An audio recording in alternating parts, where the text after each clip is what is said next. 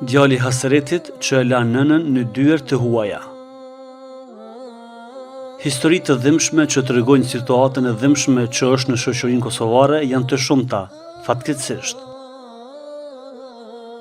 Si shumë nëna, edhe nëna e cila është protagoniste e këtij tregimi është nga ato që sakrifikoi rininë dhe jetën e saj për djalin e saj të vetëm, që sipas mundësive të kohës së mëhershme u kujdes shumë. Madje, si djali i vetëm, ai ishte i veçantë në familje.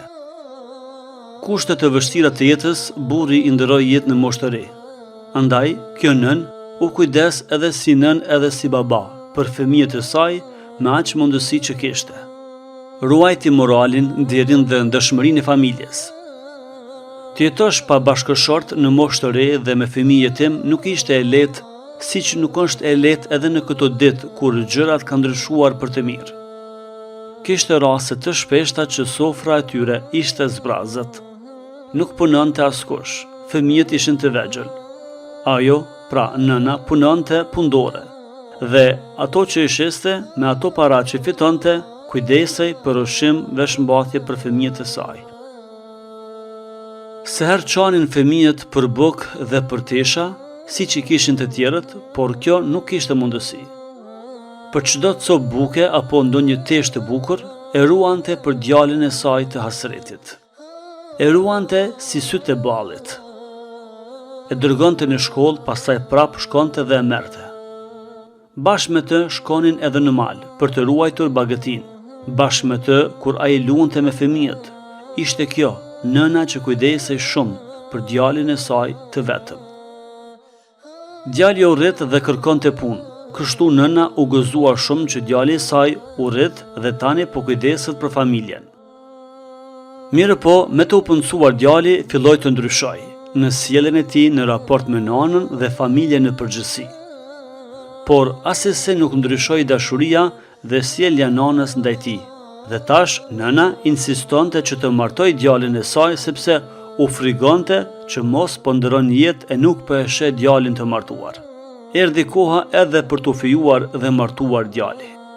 Një ditë nga ditët më të lumtura të nënës, e cila sakrifikoi shumë për djalin e saj të vetëm, i cili vetëm se filloi të ndihet i ftohtë në raport me nanën. Nuk kaloi shumë kohë nga martesa e djalit dhe tani nëna filloi të ndihet e vetmuar. Djali rrinte më shumë në dhomën e tij, i mbyllur, sesa në dhomën e familjes ku rrinte edhe nëna. Një ditë nga ditët, djali i tha nënës se për shkak të angazhimeve në punë duhet të ikë nga shtëpia, pra të largohet dhe të dalë të jetojë në qytet, me një banesë me qira bashkë me gruan e tij. Nëna u shtang nga fjalët e djalit, ani pse fytyra i qeshte nga flaka që kishte për brenda.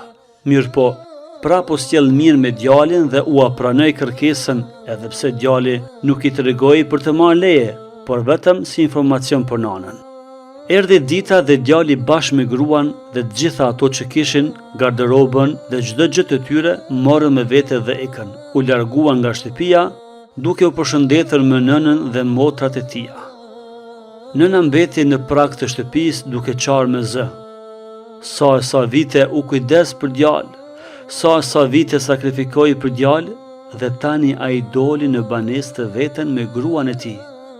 Dhe nuk i tha nënës asnjëherë e jam e ne.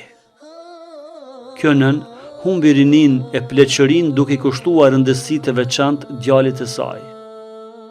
Nga pragu i shtëpisë që nëna çante me zë, e morën vajzat e saj dhe dërguan brenda. Kështu nëna u zgjonte dhe flinte me mallin e djalit. Syt nuk i pushuan asnjëherë nga lotët. Nëna po plakej e djali çdo ditë ftohej në raport me të.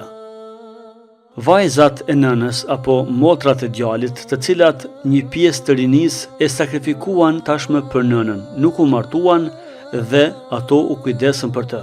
Mirë po, pas një periudhe kohore u martuan dhe tani nëna mbeti e vetme në shtëpi. Mosha që kishte nuk u mund të kujdesej më për vete. Andaj, u detyruan vajzat të marrin secila nga një periudhë kohore në shtëpitë e tyre, madje edhe tezët edhe dajt.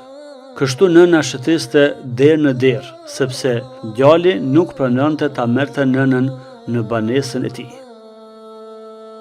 Nëna tani hyri në moshën e pleqërisë, nuk mund as edhe të este shumë, madje as nuk dëgjonte, as nuk shihte mirë.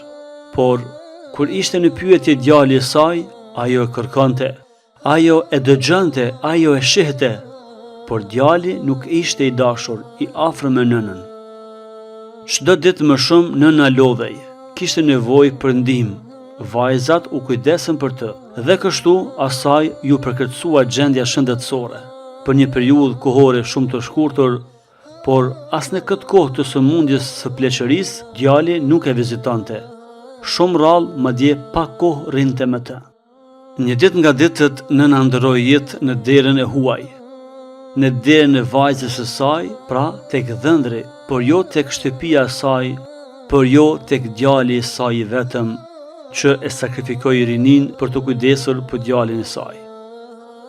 Shtëpia u mbyll, nëna ndroi jetë. Ky është fundi i kësaj nëne të fortë, mbretëresh e heroinë.